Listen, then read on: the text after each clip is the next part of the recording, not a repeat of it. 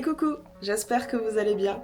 On se retrouve aujourd'hui dans mon salon parce que c'est le seul lieu où j'ai une luminosité à peu près correcte qui me permet de filmer sans lumière artificielle. De toute façon, dans cet appartement, j'ai pas trouvé de setup qui me convenait bien, donc j'expérimente encore pour le cadre des vidéos. Au mois de février, je vous avais fait une vidéo concernant mon histoire avec l'endométriose et cette vidéo est une suite. Donc si vous n'avez pas vu ma précédente vidéo, je vous la laisse juste ici, vous pouvez aller la regarder avant du coup d'écouter la suite de mon histoire. Je terminais la première vidéo en vous parlant du rendez-vous du mois de mars que j'allais avoir avec l'algologue et du fait que j'étais assez lassée de me rendre à ces rendez-vous. Parce qu'en fait, la dernière fois que je suis allée voir l'algologue, elle m'expliquait que le zéro douleur était une utopie, qu'elle ne pouvait pas me le promettre et que je continuerais à avoir mal de temps en temps, même si on arrive à me soulager, et que j'allais devoir développer des stratégies non médicamenteuses pour me soulager. Alors, au niveau des médicaments, concernant le traitement, on était déjà au max de ce qu'elle pouvait me donner. Et au niveau des antidouleurs, elle pouvait me donner encore un peu plus, mais j'étais déjà arrivée au stade de la morphine, donc ça aurait voulu dire augmenter le dosage de morphine. Mais elle m'expliquait bien que ce n'est pas un médicament que l'on recommande dans le cadre de douleurs chroniques. D'ailleurs, c'était même pas elle qui me l'avait donné à l'époque, le Morphinique, c'était le médecin traitant. Donc quand je lui avais dit que j'ai pris de la morphine, elle était un peu choquée. Elle m'a dit doucement, pas trop, hein, parce que elle a raison, c'est un médicament sur lesquels on peut vite développer de la dépendance et qui ne sont pas vraiment efficaces sur les douleurs chroniques. Concernant la dépendance aux médicaments, il est à noter que je reste vigilante par rapport à ma... C'est pas une addiction, mais par rapport à ma tendance à prendre du tramadol plus que nécessaire. Et je l'explique assez bien d'ailleurs, cette tendance à vouloir en prendre. C'est parce que je suis dans le contrôle depuis des années et dans la souffrance depuis quelques mois maintenant, voire même plusieurs années. Et avoir un médicament qui enfin fonctionne réellement et qui me permet de lâcher prise, c'est une pépite. Donc c'est pour ça que je ne lâchais pas ce médicament, sauf que comme je vous expliquais, le contre-coup est vraiment affreux pour moi. Je suis une vraie loque après avoir pris du tramadol, donc je pouvais pas continuer comme ça.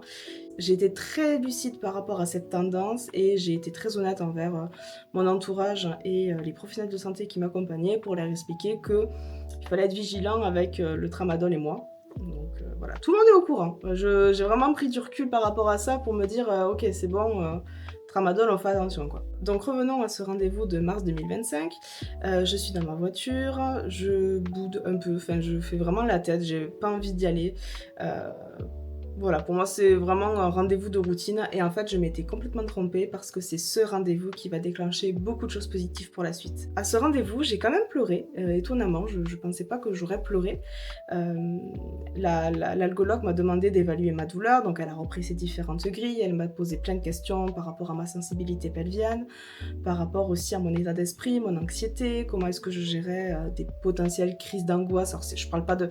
J'ai pas des crises d'angoisse, mais j'ai des moments où je suis vraiment pas bien et j'ai tendance à tout abandonner. Donc elle me demandait comment ça se passait à ce niveau-là. J'ai expliqué que c'était compliqué, que je perdais... Comment c'était quoi le mot exact? Voilà, une certaine lassitude commençait à grandir en moi. J'oubliais quelquefois mes traitements, ma pilule. Enfin voilà, vraiment, je commençais à en avoir ras-le-bol de tout ça pour le résultat que j'avais en tout cas. Suite à ces questions et l'évaluation, j'ai une sensibilité pelvienne qui est toujours aussi exacerbée, malgré les différents traitements que j'ai. Ma santé mentale est pas au beau fixe. En fait, maintenant avec du recul, je me rends compte que j'étais quand même plutôt triste. En tout cas, pas forcément très bien. Et là, elle me demande si une hospitalisation pourrait m'intéresser. Une lueur d'espoir s'allume dans mes yeux. Parce qu'il faut savoir que durant mon arrêt de travail, lorsque j'étais une fois de plus lassée de prendre tous ces médicaments et de ne voir aucun effet positif, je parlais d'hospitalisation avec cette idée d'être prise en charge à 100%, de ne rien avoir à faire de la journée, d'être chouchoutée par un corps médical et surtout qu'on puisse trouver une solution pour m'enlever ces douleurs. Genre, je parlais presque qu'on me mette dans le coma et qu'on me réveille quand tout irait mieux, quoi. Enfin, vraiment, j'étais vraiment au bout du Rolls, quoi. Et je disais ça, mais pour moi, c'était de l'ordre du fantasme. L'algologue m'explique qu'au vu de ma situation émotionnelle et de ma sensibilité, je suis éligible à une cure de kétamine. Alors, qu'est-ce que la cure de kétamine? En gros, on va me droguer. Non, je rigole. Quoique. L'idée de cette hospitalisation, c'est de recevoir une cure de kétamine H24 pendant 4-5 jours. En fait, je rentre le lundi à 8h et je ressors le vendredi sur les coups de midi. Alors qu'est-ce que c'est la kétamine? Je vais vous la faire courte parce que je n'ai pas lu d'article scientifique à ce propos et je ne fais que vous relater ce que m'a dit mon algologue. Si vous voulez faire des recherches sur la kétamine, libre à vous et éventuellement d'en faire part dans les commentaires. En gros, des chercheurs se sont rendus compte que lorsqu'on endormait des patients pour une anesthésie générale avec de la kétamine, ils se réveillaient généralement avec moins de douleur que les patients étant endormis avec d'autres produits anesthésiants. Donc, ils ont fait des recherches et se sont rendus compte que la kétamine pouvait être bénéfique pour le traitement des douleurs chroniques. Donc, en fonction de l'intensité de la douleur, j'imagine de la posologie et peut-être même de l'âge du patient, une certaine dose de kétamine est administrée en intraveineuse et permet de soulager sur une durée plus ou moins limitée les douleurs chroniques. Dans la pratique, c'est plus complexe que ça, mais vous avez capté l'idée. Dans mon cas, le résultat recherché était de diminuer significativement les douleurs ressenties pour améliorer ma qualité de vie. À noter que le bénéfice de cette cure dépend vraiment de chaque personne et de chaque situation. Mais honnêtement, j'étais prête à tout. Quand on est dans cette situation où on souffre au quotidien, on est vraiment prêt à tout essayer. Et elle me dit que les effets de cette cure devraient se faire ressentir entre 2 et 3 semaines après la sortie d'hospitalisation. Concernant les résultats de cette cure, chaque situation est différente. Il y a des personnes qui vont faire une seule cure dans leur vie et ça va être suffisant pour soulager leur douleur. Il y a des personnes qui vont devoir revenir tous les 6 mois, d'autres ça va être tous les 3 mois. Et il y a aussi malheureusement des personnes pour qui la cure ne fonctionne pas. Évidemment, moi ce que je recherche c'est d'avoir besoin que d'une seule cure et d'être définitivement soulagé. Mais on peut pas savoir. Donc je sors du rendez-vous, je vais voir le secrétariat et je cale ma semaine d'hospitalisation dans leur service. L'hospitalisation se fera donc mi-mai. En attendant, je continue ma vie, à prendre mes traitements, à essayer de me soulager comme je pouvais, et est arrivé le 12 mai. Avant de parler de l'hospitalisation, je voulais aussi parler des effets des traitements sur moi. Alors peut-être que ça se voit un peu ici, mais bon, je fais toujours en sorte de bien me cadrer pour paraître le plus normal possible, mais les traitements ont eu un effet dévastateur sur mon corps. J'ai eu une prise de poids assez conséquente en très peu de temps. Je pense que c'est la gabapentine qui m'a fait ça, parce qu'avec la duloxétine, j'ai pas eu de variation énorme de poids et je pense juste que c'était mon absence de sport qui me faisait prendre du poids, mais c'était vraiment petit à petit. Et dès l'introduction de la gabapentine, en un peu plus de 6 mois, j'ai pris du poids et il n'y a pas que mon absence de sport ou mon absence de motivation qui a fait que j'ai pris du poids. Donc si vous aussi vous avez pris de la gabapentine, je veux bien vos retours d'expérience. J'ai déjà fait ça sur TikTok, j'ai eu beaucoup de retours positifs et négatifs, donc c'est pour ça que selon moi, la prise de poids conséquente que j'ai eue ces derniers mois est due à la gabapentine. Je perds pas espoir, je sais que le jour où j'arrêterai définitivement ce traitement, mon corps pourra recommencer tout doucement à fondre, mais c'est quelque chose qui m'affecte beaucoup. On revient au 12 mai. Je suis accueillie à 8h du matin par le service. J'ai demandé à Dorian de m'accompagner. C'était très important pour moi qu'il soit là. Je voulais pas rentrer toute seule, en sachant que de toute façon, à la sortie de l'hospitalisation, je ne pouvais pas prendre la voiture. J'aurais quand même été sous kétamine pendant 5 jours, donc on va pas mettre une personne sous kétamine à conduire. Donc il fallait bien que quelqu'un m'amène. Et il reste avec moi jusqu'à environ 9h. Je suis prise en charge par les infirmières qui m'installent dans ma chambre, qui m'expliquent ce qui va se passer durant la semaine. Et vient le moment de la pose du cathéter. Faut savoir que on m'a loupé. Et on m'a loupé 7 fois. Je suis la bête noire des infirmières. J'ai des petites veines qui ne se voient pas et qui roulent. On m'a piqué, je crois, 5 fois sur le bras gauche et 2 fois sur le bras droit. Et j'ai bien vu que l'infirmière s'énervait. Au bout de la 5e fois où elle me loupait sur le bras, elle est allée chercher sa collègue. Et sa collègue n'est pas arrivée sur l'autre bras. Donc ils sont carrément allés chercher un urgentiste pour qu'il me pose le cathéter. Et ils ont fini par le poser sur ma main. D'ailleurs, c'était au mois de mai, là je tourne actuellement, on est le 23 juillet, j'ai encore la marque. Je pense que je l'aurai un petit moment d'ailleurs, cette marque. C'est comme ça. Et j'ai eu des bleus pendant 1 mois sur les bras. Heureusement, c'était pas trop douloureux, mais alors qu'est-ce que je marquais? C'était donc parti pour 1 semaine. Pour m'occuper, j'avais pris avec moi ma console, un livre. Ma copine m'avait offert un carnet de coloriage. J'ai pris évidemment mon doudou, qui est toujours indispensable pour moi. J'ai pris un plaid pour être le plus cosy possible. Et j'ai aussi pris une lumière qui faisait des genres d'ondulations d'eau au plafond. Enfin vraiment, j'ai pris tout ce qui pouvait me faire du bien pendant cette semaine pour être le plus détendue possible. Parce que concrètement, ma vie allait être très très lente. Elle m'a expliqué que les effets secondaires de la kétamine sur l'instant T, c'était beaucoup de fatigue, parfois des vertiges et éventuellement des nausées, mais alors c'est vraiment très rare. Moi, ce que j'ai ressenti, c'était vraiment beaucoup de fatigue. Donc j'étais bien contente d'avoir tout ce petit univers à portée de main pour me sentir le mieux possible. Ça ne m'a pas empêché le lendemain, donc le mardi, d'être dans un état de déprime profond. Je crois que j'ai pleuré pendant 2 ou 3 heures sans pouvoir m'arrêter. J'avais en boucle des phrases négatives qui tournaient. Et maintenant, avec du recul, je me dis, c'est sûrement le traitement. Ça m'arrive d'être triste, évidemment, mais pas au point de pleurer pendant 3-4 heures sans pouvoir m'arrêter, quoi. Et je pense que La kétamine a exacerbé certains de mes sentiments, certaines de mes émotions. Et ben j'étais pas bien pendant 3-4 heures, ouais. Pendant cette hospitalisation, j'étais pas toute seule, il y avait 4 autres femmes avec moi. Une était atteinte de fibromyalgie et d'autres choses, mais je ne saurais plus quoi dire. Et il me semble que les 2 autres étaient également atteintes d'endométriose. Par contre, c'était des âges différents. Une dame c'était un mal de dos. Je crois que c'était une sciatique ou une hernie discale, enfin quelque chose comme ça au niveau de son dos. Elle devait avoir une 60aine d'années, voire un peu plus. Une dame d'une 50aine d'années et une autre, 50 aussi. J'étais la seule plus jeune en fait du service. Nous était proposé pendant cette semaine un cours individuel de sport adapté avec une kiné, donc j'ai pu en profiter tous les jours. C'était un peu difficile pour moi après ces séances, même si on était le plus doux possible, le plus calme possible, j'ai toujours, et ça il faut vraiment que je travaille dessus, cette idée de compétition et de performance. Je voulais toujours faire bien, montrer que j'allais bien, montrer que je pouvais faire, sans écouter mon corps, et à plusieurs reprises après les séances, j'étais mais vraiment très douloureuse. Et on se demande, bah alors t'étais sous kétamine, comment ça se fait que t'es mal? En fait la kétamine, certes elle est dans mon organisme, mais son effet sur la douleur n'agira, comme m'a dit l'algologue, que 2 à 3 semaines après la cure. Donc en parallèle de la perfusion, j'avais droit à du kétoprophène me semble-t-il et du doliprane pour les douleurs justement après le sport, etc. Et toute la semaine ça a été très fluctuant, c'est-à-dire qu'après les séances de sport généralement j'avais mal et puis ça se calmait. Le soir j'avais de nouveau des douleurs. Le matin ça allait, enfin vraiment j'ai pas arrêté de faire ça toute la semaine. Et le mercredi, si je me souviens bien, on avait un atelier de groupe où on pouvait du coup raconter nos histoires, mais surtout trouver ensemble des solutions non médicamenteuses pour soulager nos douleurs. Là j'ai appris beaucoup de choses, je crois que j'ai encore la photo du tableau qu'on avait établi, je vous la mettrai peut-être par là, je vais me décaler pour que vous puissiez la lire en même temps. On a trouvé par nos expériences toutes différentes des solutions non médicamenteuses pour aller mieux, et c'est un moment qui a été très difficile pour moi, parce que j'ai dû encore une fois parler de mon histoire, parler de ce que je ressentais, parler de mes faiblesses finalement, même si on était toutes dans le même état. D'ailleurs rien que d'en parler je commence à avoir les yeux qui piquent. Allez, j'ai passé je crois la moitié du temps à pleurer parce que je voulais pas être là, parce que en même temps je voulais être là mais je voulais pas être là, en fait je voulais pas vivre ce que je vivais, j'acceptais pas.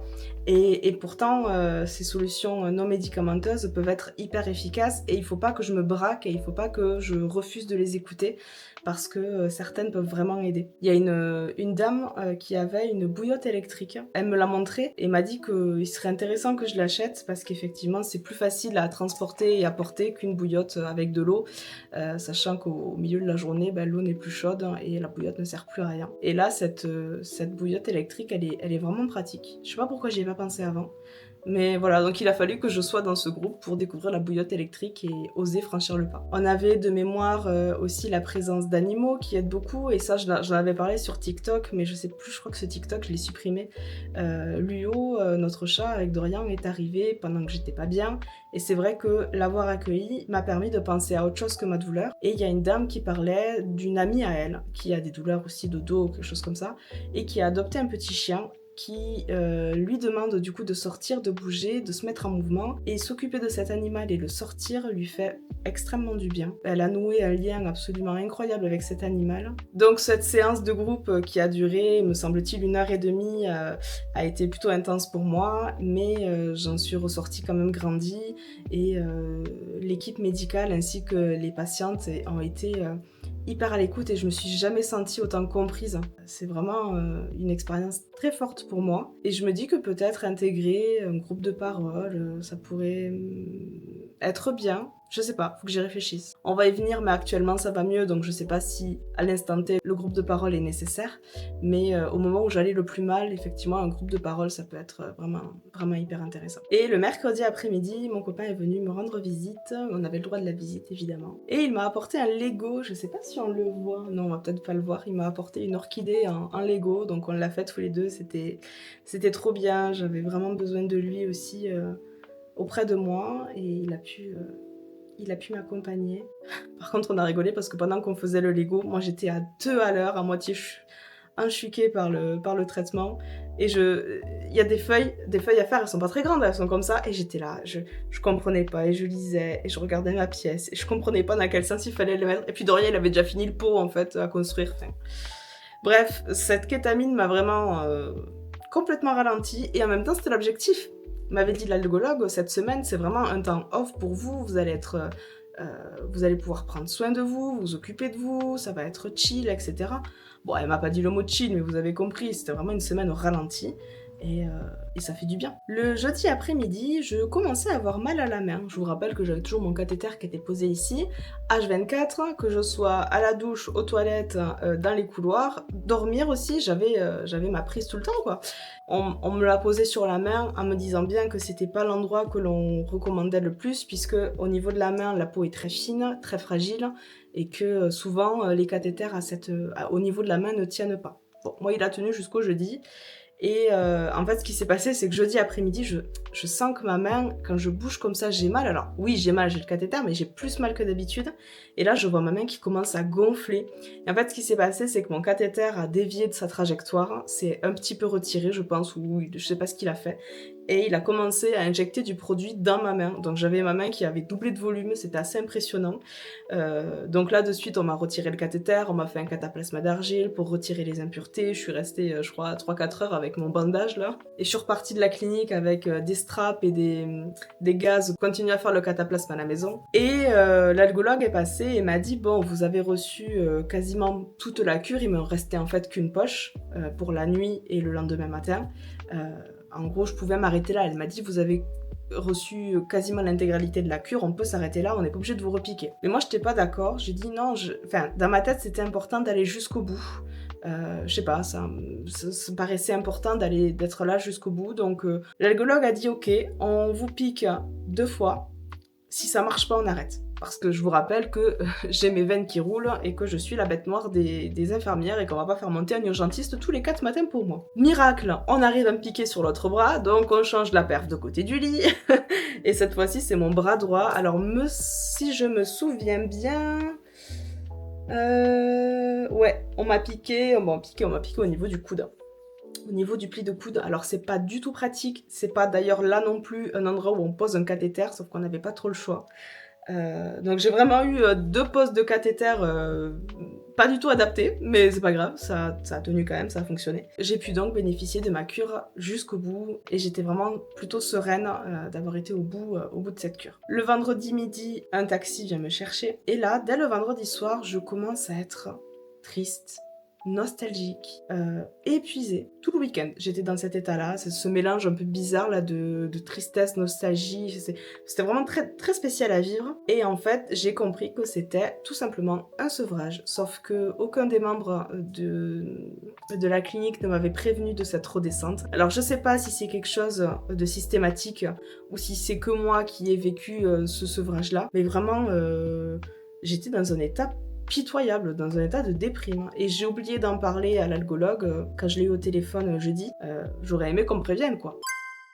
Aujourd'hui, donc, comme je disais, on est le 23 juillet. Ça fait 2 mois que ma cure est terminée. Et je peux vous dire que je revis. Vraiment. Au bout de 3 semaines, j'ai commencé à sentir les effets de la kétamine. C'est-à-dire que je pouvais bouger, marcher, faire des choses sans avoir mal. Alors, les premiers temps, j'avais toujours le réflexe de contracter un peu mon ventre pour éviter d'avoir mal. Jusqu'au moment où je me suis rendu compte qu'en fait, ça servait à rien parce que j'avais plus de douleur. En fait, j'avais gardé des réflexes presque reptiliens pour compenser ma douleur. Et là, je me suis rendu compte, mais en fait, non, t'as pas de douleur, c'est génial.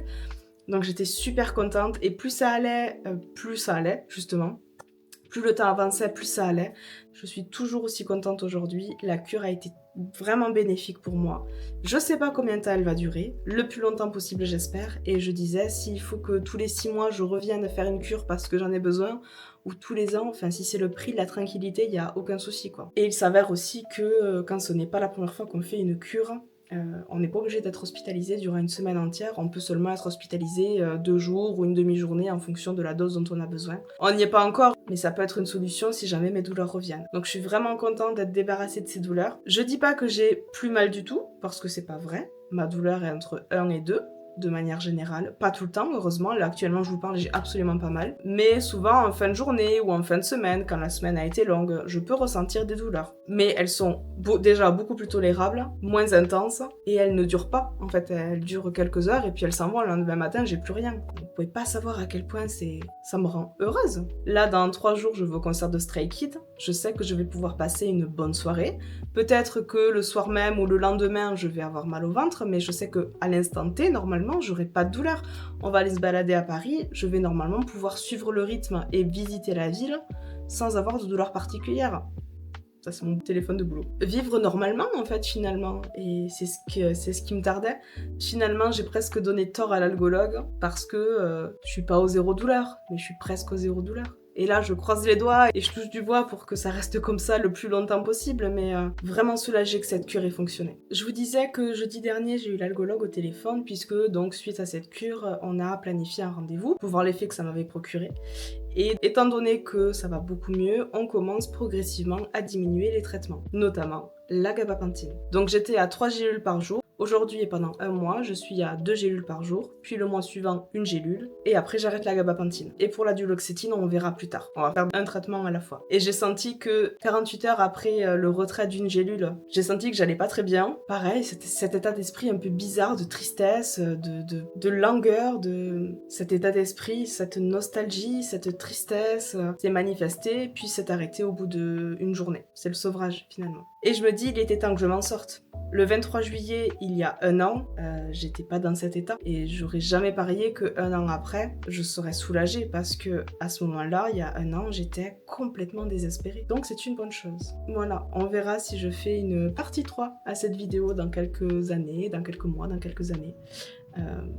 Pour l'instant, ça va beaucoup mieux, je suis très contente et il faut que ça dure comme ça. Je suis fière d'avoir obtenu ce que je voulais, c'est-à-dire une quasi-absence de douleur. Au niveau du moral, forcément, ça va beaucoup mieux puisque l'absence de douleur me permet de penser à autre chose et de désencombrer, dépolluer mon esprit. Donc je me sens beaucoup plus joyeuse, j'ai beaucoup plus d'entrain et je peux enfin penser à autre chose, quoi. Je suis très fière du parcours que j'ai effectué. Il était plutôt difficile. Je sais que la guerre, elle n'est pas terminée, que cette maladie, je vivrai avec toute ma vie, en tout cas jusqu'à ce que j'ai une ménopause. Et encore, on n'est même pas sûr qu'après la ménopause, l'endométriose s'arrête vraiment. J'espère que d'ici là, on aura trouvé une solution, on aura trouvé un médicament ou un traitement qui puisse éradiquer cette maladie. En tout cas, je suis très fière de moi, je suis une battante. J'ai traversé beaucoup d'épreuves et je continue mon combat. Cette vidéo touche à sa fin, j'espère qu'elle vous a plu. Si c'est le cas, n'hésitez pas à la liker, à la partager, à la commenter. Et on se dit à la prochaine. Prenez soin de vous. Ciao.